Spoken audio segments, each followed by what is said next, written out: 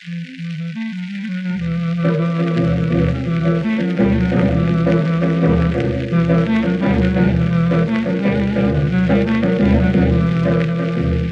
Bey, Memur Bey, kardeşim Memur Bey.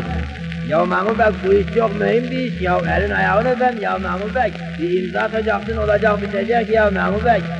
Canım sen kaç metreye kadar görebiliyorsun? Memur Bey, sen göz doktoru musun ya, sen ne bileceksin ya? Canım 500 metre ile 1000 metre arasını görebiliyorsan imza atıver. Vıy vıy vıy vıy, seni hınzır Memur Bey seni. Şimdi anladım, benim jeton geç düştü.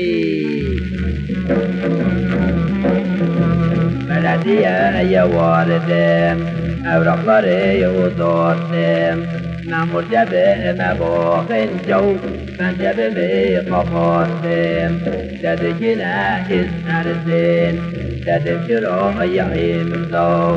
Dedi parmak oynamaz o, kalem atmıyor imza.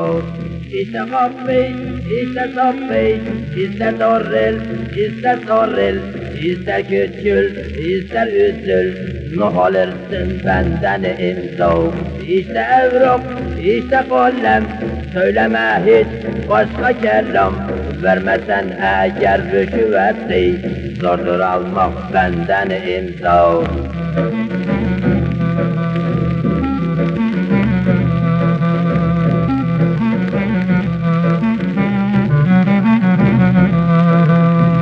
Devletin kolu uzun, Ali'nin gönlü hüzün. Elim cebime gitmeden atamaz mısın imza? Senin başında gaflet, ne olursun etme zahmet.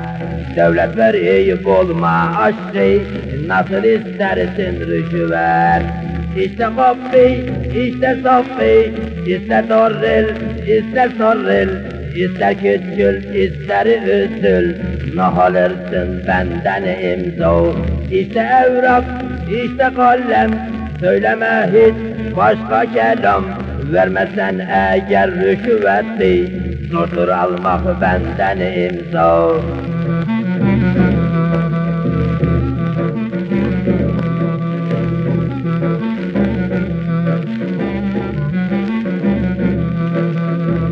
Çoğu rüşvet yemekte, almakta suç vermekte.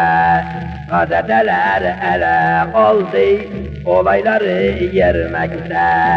Sert konuştu bakanlar, ceza görecek yapanlar. Kodese tıkılacaklar, rüşvet işi yapanlar.